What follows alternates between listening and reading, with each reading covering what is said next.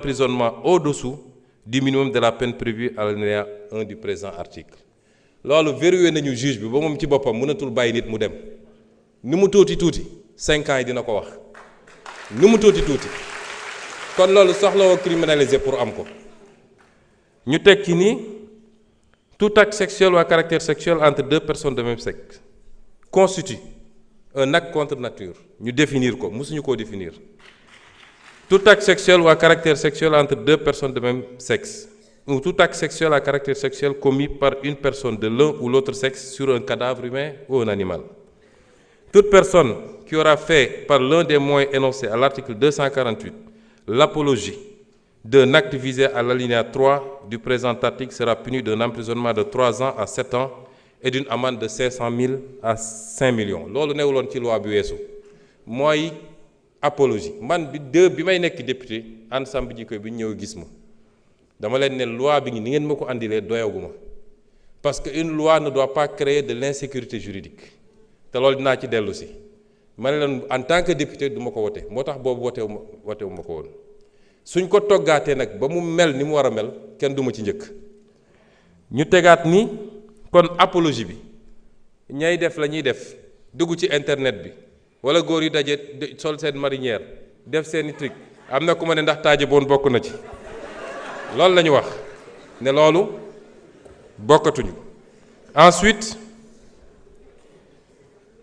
ñu ne constitue l'apologie d'un acte contre nature toute représentation publique par la parole, l'écrit, l'image, le geste, le son ou par tout autre procédé quelconque tendant à promouvoir l'homosexualité, la bisexualité, la transsexualité, la zoophilie, la nécrophilie ou toute autre pratique assimilée. foofu dañu am na ñu jàpp ne dañoo def dugal ci ay détails homosexualité dafa ëmb lépp bu dee bu jigéen bi la ñuy wax lesbianisme bu dee bu góor ñu ne gay wala xam lan donc su ñu nee homosexualité yóbbu na loolu yépp. ñu ne toute personne qui aura financé ou appuyé le financement mosu cee bokk parce que xam nañ ni li gën a aggraver affaire bi mooy xaalis bu bëri bi ci gars yi di distribuer ci la ñuy appatee xale yu bëri. ba ñooñu mujj nekk nag ay habitués li ñu wax ci feebar bi beneen affaire la yeneen loi ñoo ko criminaliser yeneen loi ñoo ko pénaliser kuy transmettre feebar volontairement am na yeneen loi yu ko pénaliser loolu du rek diggante ñi ñuy tuddee borom ñaari tur yi waaye diggante hétérosexuel sax nit mun na dem di transmettre volontairement moo xam góor la moo tax jigéen la moo tax il faut ñu détacher ko ñu ne donc. Toute personne qui aura financé ou appuyé par quelque moyen que ce soit une personne, un groupe ou une activité en vue de promouvoir ou de magnifier l'homosexualité, la bisexualité, la transsexualité, la zoophilie, la nécrophilie ou toute autre pratique assimilée sera punie des peines prévues à l'alinéa 5 du présent article. Toutefois, n'entrent pas dans le champ d'application du présent article les actes accomplis par les structures et organisations de santé dûment agréées dans le cadre des politiques de santé. loolu tam dafa am ñoo xam ne seen liggéey ci loolu la màcc. ñooñu mënuñ leen boole ci loi bi may profité nag di wax ak nit ñi li xew ci réew mi rafetul nekk di génne ay bulletins de santé jàmbur le statut sérologique des gens ñooñu léeg-léeg dañoo am njaboot seeni doom ñemeetuñu dem école ce qui se passe dans ce pays-là est inadmissible. Instruction, secret de l'instruction amatul diggante enquête bi parquet juge d'instruction tous les PV sont dans la rue kan moo jox nit sañ-sañ mu ne diw am na cancer wala am na sida wala am na lii et ça ana procureur dañu war a interpeller tout de suite ñu koy def c'est des familles qu'on est en train de détruire par l'irresponsabilité de quelqu'un boo xam ne peut-être moom la mais doomam il n'a pas demandé ça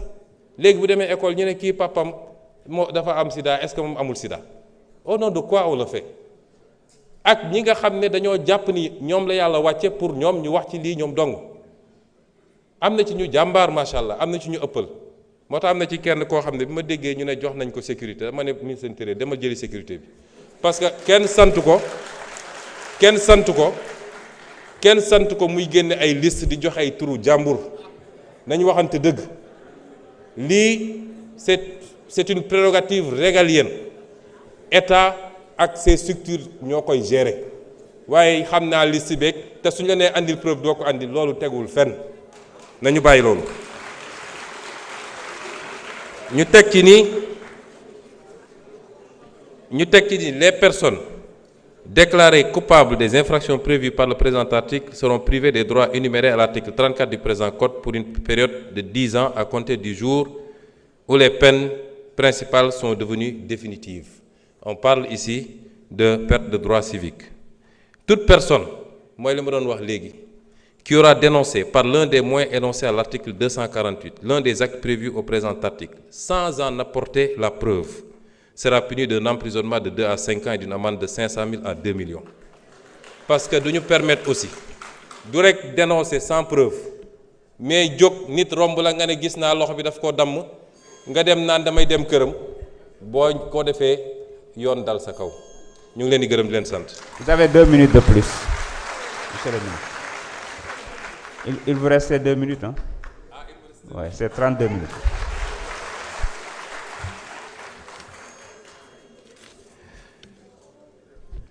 kon lii li ma ci wax léegi rek dafa am loo xam ne nag bu ko ab réew bëggee parce que lii réew mi yépp jàngu bi jullit ñi ba ci bois sacré bi ñépp a ci daje ñépp a ci dëppoo